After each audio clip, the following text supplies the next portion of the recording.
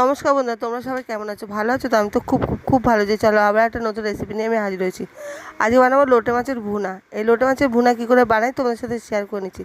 বন্ধুরা, এই রেসিপিটা যাওয়ার আগে তোমরা যদি আমার চ্যানেলটিতে নতুন হয়ে থাকো প্লিজ সাবস্ক্রাইব করে দিও। আর যারা সাবস্ক্রাইব করে দিচ্ছে তাদেরকে অসংখ্য ধন্যবাদ। রেসিপিতে যাওয়ার আগে আমি একটা মশলা বানিয়ে নেবো। মশলাতে নিয়ে নেবো রসুন, শুকনো লঙ্কা আর টমেটো। এই উপকরণ দিয়েই কিন্তু আজকে রেসিপিটা তৈরি করব।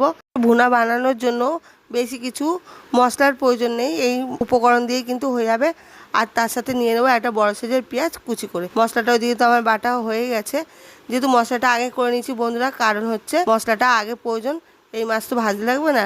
লোটে মাছটা আমি ধুয়ে বেছে নিয়েছি। এবার গ্যাসের উপর একটা কড়াই বসিয়ে বেশ পরিমাণে তেল দিতে হবে। বন্ধুরা, আমি এখানে 1 কেজি লোটে মাছের জন্য 200 গ্রাম মতন তেল দিয়ে দিয়েছি। তেলটা বেশ গরম হয়ে আসলে ওর মধ্যে দিয়ে দেবো জিরে, তেজপাতা আর শুকনো লঙ্কা। ভালো করে ফোড়নটা দিতে হবে বন্ধুরা। ফোড়ন না দিলে এতে তো বেশি মশলা যাবে না। ফোড়ন আর তেল আর ঝালটা না দিলে এই রেসিপির ভুনাটা ভালো লাগবে না।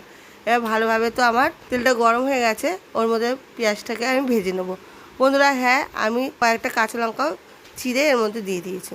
এবার ভালোভাবে পেঁয়াজটাকে ভেজে নিতে হবে। পেঁয়াজটাকে এবার ভালো করে ভেজে নিতে হবে।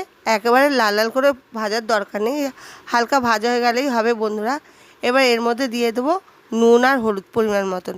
আর নুনটা একটু কম করে দিতে হয়, যেহেতু লোটে মাছের অতিরিক্ত নুন হয়ে যায়, জলটা মরে আসে আর শুকনো হয়ে কমে যায়, এই জন্য নুনের পরিমাণটা একটু কম রাখতে হয়।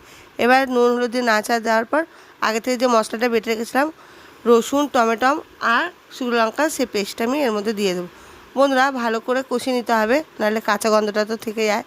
আর হ্যাঁ বন্ধুরা, যেহেতু মাছ আমি এখানে কেটে এইভাবে করছি, তোমরা চাইলে যদি গোটা লোটে মাছেরও রেসিপি দেখতে চাও আমাকে কমেন্টের মাধ্যমে জানাবে, আমি করে দেখাবার চেষ্টা করব। আর হ্যাঁ বন্ধুরা, এই অবস্থা দিলে পর লোটে মাছ থেকে অতিরিক্ত জল বের হয়। তোমরা যদি চাও তাহলে তোমরা লোটে মাছটাকে হালকা সিদ্ধ করে জলটাও ফেলে দিতে পারো, আর কাঁটাটাকেও বেঁচে তখন ফেলে দিতে পারবে। মশলাটা তো ভালো করে ভাজা হয়ে গেছে, এবার একা একা আমি ওর মধ্যে লোটে মাছগুলোকে দিয়ে দেবো বন্ধুরা। এবার লোটে মাছ দিয়েই ভালো করে কষিয়ে নিতে হবে। আর হ্যাঁ, এই মাছ করতে হলে কিন্তু ঢাকা চাপা দিয়ে করলে হবে না, আঁচটাকে বাড়িয়ে রাখতে হবে। আর যদি কাঠের জালে আজে রান্না করা যায় তাহলে তো খুবই ভালো বন্ধুরা। যতক্ষণ না কড়াইয়ের নিচটা পুরো লেগে আসে ততক্ষণ পর্যন্ত এই জলটাকে শুকিয়ে নিতে হবে। কড়াইয়ের নিচে লেগে লেগে গেলে কিন্তু রেসিপিটা খুব খেতেও স্বাদ লাগবে, আর একটা পোড়া স্মেল আসবে, খেতে কিন্তু ভালো লাগবে। আর যখনই করবে ঘন ঘন নাড়তে হবে, নাহলে তলায় কিন্তু এদিকে উপরে জল থেকে যাবে, মনে হবে যে এখনও অনেক বাকি আছে, কিন্তু না বন্ধুরা, কাঁচা থেকে যাবে উপরটা আর নিচেটা কিন্তু একদমই পড়ে যায়। মাঝে মাঝে কিন্তু তোমরা একটু নাড়া দিয়ে নেবে। তোমরা যদি চাও কলা পাতায় বসিয়েও কিন্তু লোটে মাছের ভাপা খাওয়া যায়।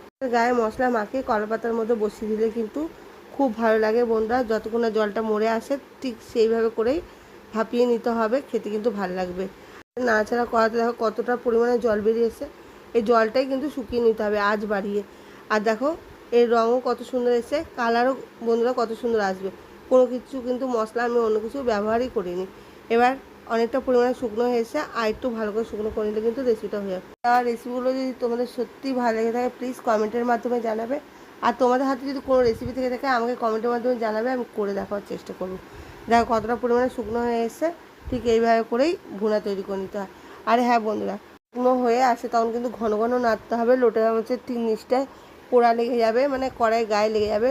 ওই ঘন ঘন করে নেড়ে নেড়ে তুলে দিলে কিন্তু রসটাও শুকনো হয়ে আসবে, আর যে হালকা হালকা পোড়া পোড়াটাও পুরো লোটে মাছের গায়ে লেগে যাবে, খেতে কিন্তু ভালো লাগবে বন্ধুরা। আমার রেসিপিটা তো হয়ে গেছে, আজকের মতন এটুকুনি।